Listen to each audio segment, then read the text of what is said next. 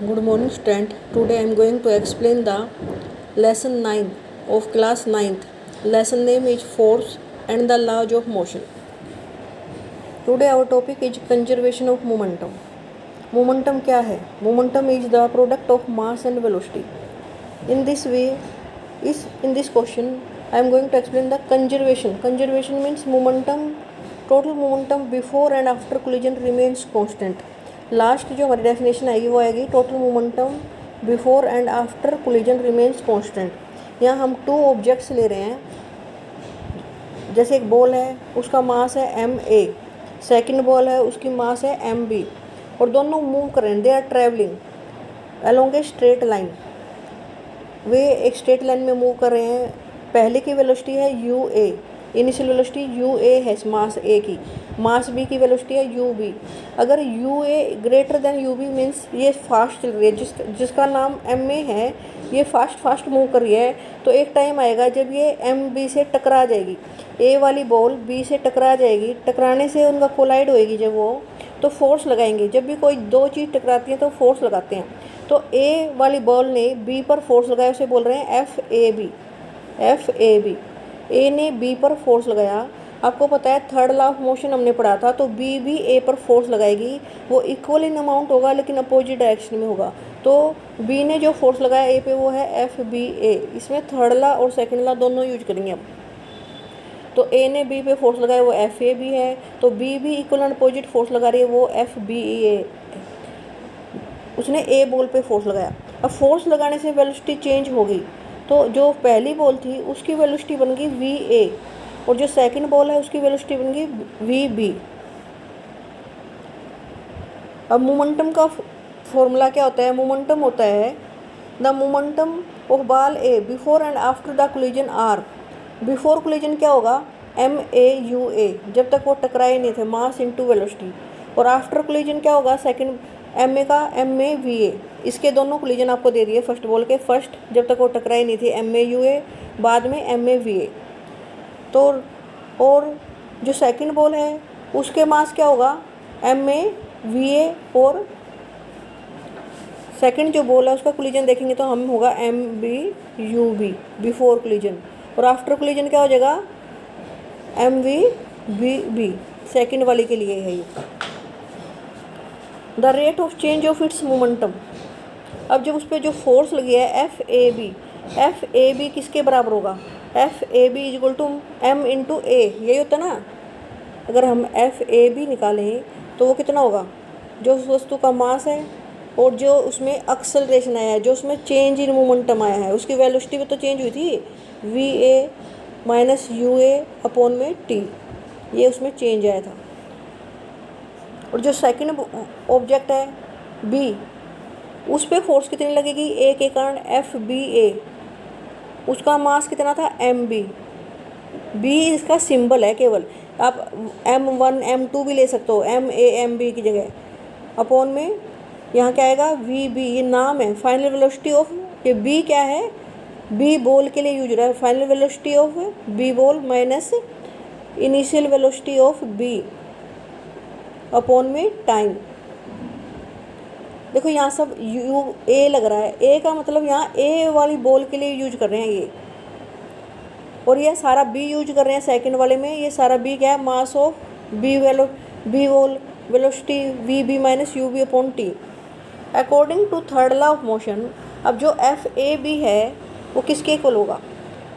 FAB is equal to minus FBA। यही था third law, equal and opposite. Minus sign इसीलिए लगाए। According to third law of motion, the force exerted by ball A on B and then B also exert equal and opposite force। तो FAB equal to minus FBA। अब जो value आई थी वो हमने लिख ली। MA ब्रैकेट में VA minus UA upon T equal to minus MB VB minus UB upon T। जब हम इसे सोल्व कर रहे हैं तो T से ये T कट जाएगा, दोनों तरफ T है ना, तो ये कट हो जाएगा। क्या आएगा यहाँ? MAUA plus MBUB is equal to MAVA plus MBVB। इसे सोल्व करोगे तो इनिशियल मोमेंटम, जो स्टार्टिंग वाला मोमेंटम है दोनों ऑब्जेक्ट का, ये MAUA पहली जो बॉल है उसका मोमेंटम प्लस में सेकंड जो बॉल है उसका मोमेंटम, इनिशियल जो टोटल मोमेंटम है, जो फाइनल मोमेंटम है MAVA प्लस MBVB दोनों बॉलों का, उसके बराबर है। The MAUA plus MBUV is the total momentum of two ball A and B। A ball का MAUA था, B का था MBUV बिफोर द कोलिजन, जब तक वो आपस में भिड़े नहीं थे तब तक उन दोनों का जो टोटल मोमेंटम था ये था। And MAVA plus MBVB is the total momentum after the collision, और जो वो भिड़ने के बाद अलग हो गए तब उनका मोमेंटम ये था। We observe that total momentum of two balls remains unchanged और conserved provided no external force. अगर वे केवल आपस में भिड़े और कोई फोर्स ना लगे तो total momentum before collision and after collision of two ball remains same. कोई भी दो ऑब्जेक्ट है चाहे बॉल ही ना हो, जब तक वे भिड़ने से पहले उनका जो टोटल मोमेंटम होगा वो भिड़ने के बाद उनका कोलिजन के बाद भी उतना ही मोमेंटम होगा। As a result this ideal collision experiment we say that sum of momentum of two object before collision is equal to sum of momentum after the collision. ये इसका लॉ ऑफ कंजर्वेशन है कि जो the sum of momentum of two object before collision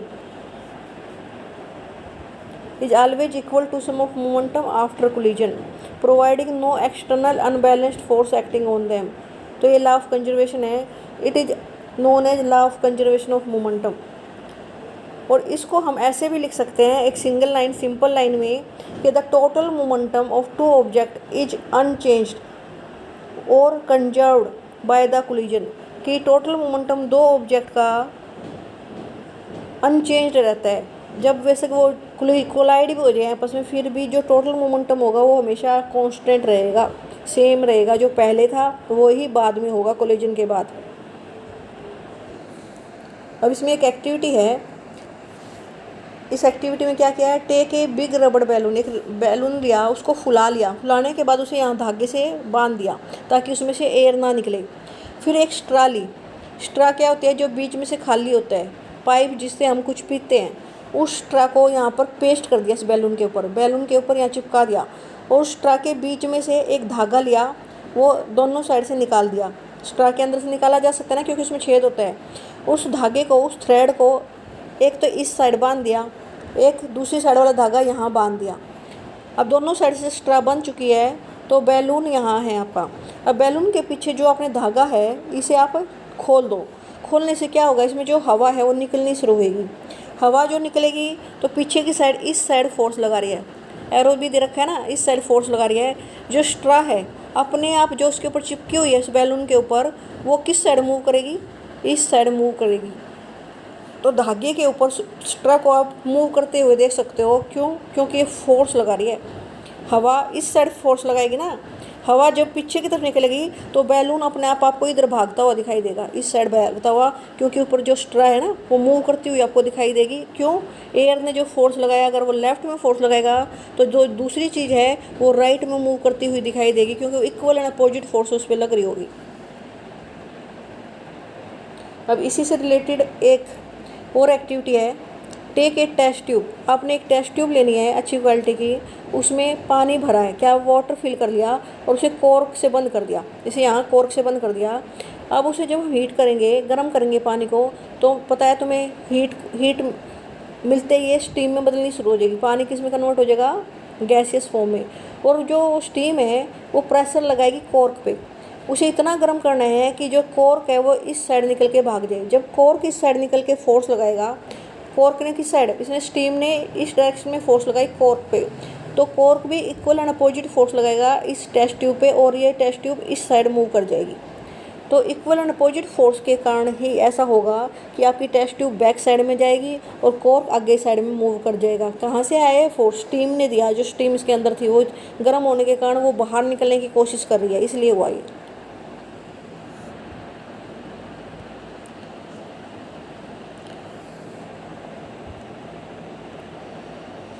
तो students, आज आपने law of conservation जो पढ़ा है ये आपको ढंग से लर्न होना चाहिए।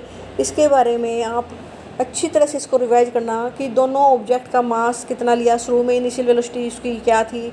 आप MA, जैसे इसमें जो वर्ड है MAUA, इसके प्लेस पर आप M1 U1 भी रख सकते हो। ये केवल एक सिंबल है, ये मत सोचो उनको रटना है हमने।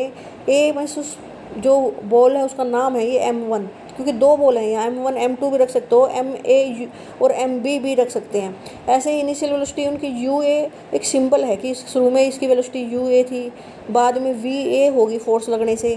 तो इस तरह से जो सिंबल दिए हुए हैं उनको आप चेंज कर सकते हो, M1 U1 भी ले सकते हो, M1 V1 भी ले सकते हो।